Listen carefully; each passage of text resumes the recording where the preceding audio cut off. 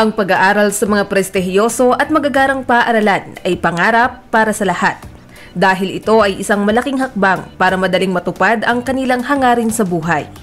Ang mga naglalakihang pangalan ng mga institusyong pang-edukasyon ay nakapagbibigay ng mataas na kalidad ng edukasyon at mga koneksyon patungo sa isang matagumpay na karera. Sa videong ito ay aalamin natin ang 10 sa pinakamahal na universidad at kolehiyo sa Pilipinas. Kaya mga ka-Wowmazing, simulan na natin!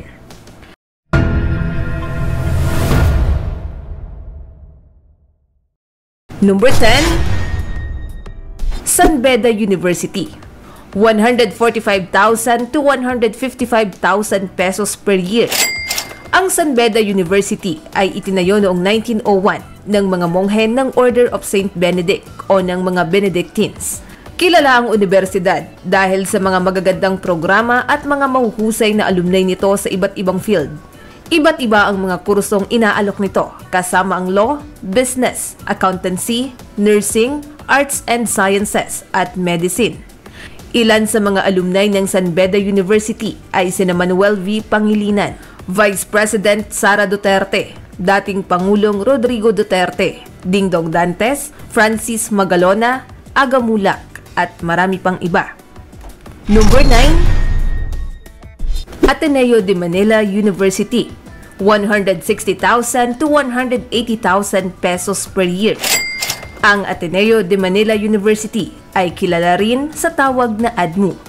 Isa itong Catholic Private Research University na matatagpuan sa Quezon City. Nagsimula ang Ateneo noong 1859 bilang isang primary school noon na itinatag ng mga Spanish priest ng Society of Jesus hanggang mapasa ito sa American Jesuits noong 1912. Kilala ang Ateneo sa mga akademikong kasanayan, ambag sa pananaliksik at pagkamalikhain sa social justice.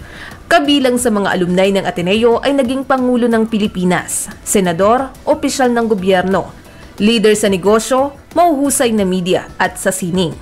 Nag-aalok ito ng kurso sa social sciences, business, law, humanities, education, engineering at natural sciences. Ang ilan sa mga alumni ng Ateneo de Manila University ay sina Chris Aquino, Jose Marichan, Risa Hontiveros, Coco Pimentel, Francis Tolentino at marami pang iba. Number 8. University of Asia and the Pacific. 180,000 to 190,000 pesos per year.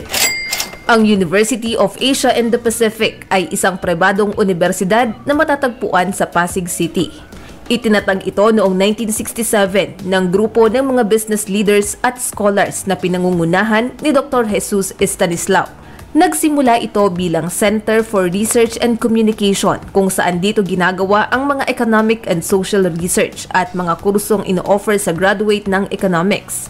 Tanyag ang universidad na ito bilang isa sa mga pangunahing universidad sa Pilipinas at may accreditation mula sa iilang international at local organization. Nag-aalok sila ng mga kursong tulad ng Applied Mathematics, Human Capital Development at Industrial Economics. Number 7. Meridian International Business, Arts and Technology College. 140,000 to 200,000 pesos per year. Ang Meridian International Business, Arts and Technology College ay isang pribadong institusyong edukasyon sa Pilipinas. Mas tanyag at kilala ng karamihan sa tawag na Mint College. Itinatag noong 2010 at matatagpuan sa McKinley Hill, Taguig City. Kasalukuyang nag-o-offer ito ng senior high school tracks at specialized college programs sa larangan ng business at arts and technology. Ang hangarin ng Mint College ay magbigay ng pang-international standard education sa mga mag-aaral nito. Nag-aalok ito ng mga kurso katulad ng music, business, entrepreneurship, information technology, multimedia arts at iba pa.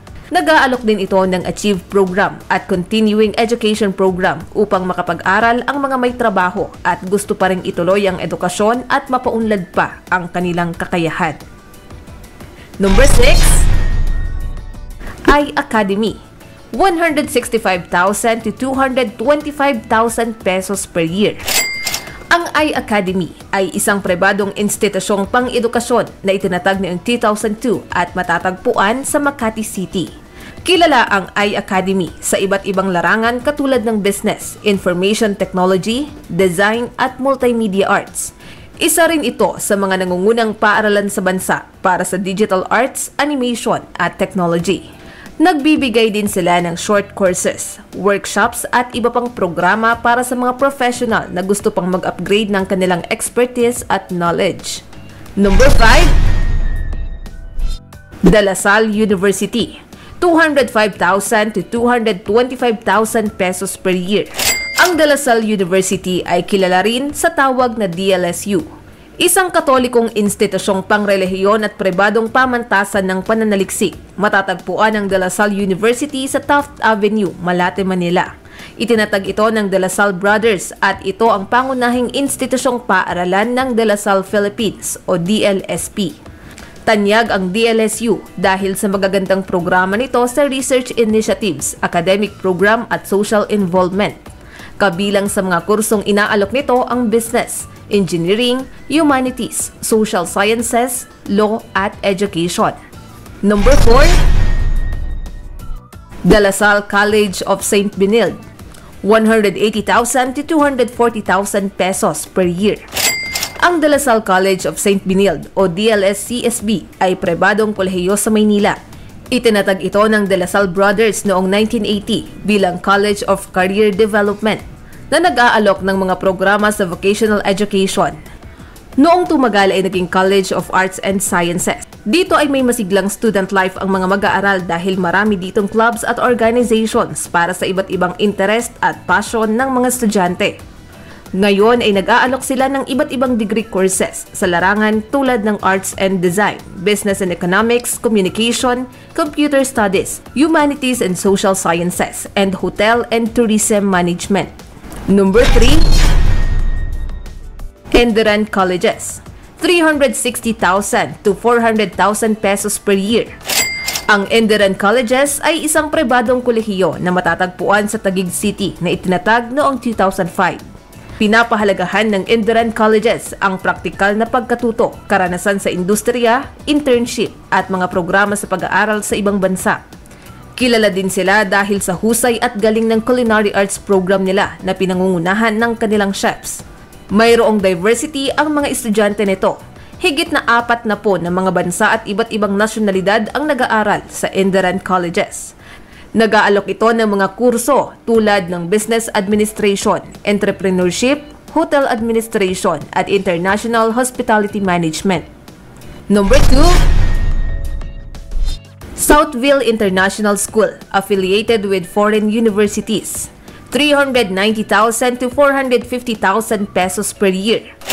Ang Southville International School affiliated with foreign universities o SISFU ay itinatag para matugunan ang pangangailangan para sa pandaigdigang edukasyon. Sila ang isa sa mga pangunahing tagapagtaguyod ng transnational education sa bansa. Layunin ng SISFU na magbigay ng kasanayan para maging mas competitive at mahusay ang mga mag-aaral nila sa pandaigdigang antas. Nagbibigay ang SISFU ng pagkakataon na palawakin ng estudyante ang kanyang edukasyon sa pamamagitan ng pag-aaral sa ibang bansa. Number 1. Center for International Education, British School, 400,000 to 500,000 pesos per year. Ang Center for International Education, British School ay itinatag bilang School for Leaders, ang Center for International Education. Ang nasabing paaralan ay may accreditation ng Cambridge Assessment under University of Cambridge. Ang layunin ng British International School ay maging nangungunang trendsetting instructive innovations sa pamamagitan ng pagtuturo ng kahusayan sa pag-iisip at pamumuno sa kanilang pag-aaral. Layunin din ng kolehiyo na makapagbigay ng mga kahangahangang pagbabago sa lipunan. Upang mas lalong mapalakas ang edukasyon, may opsyon ang mga mag-aaral na tapusin ang ikatlong taon ng kolehiyo sa Northwood University sa United States.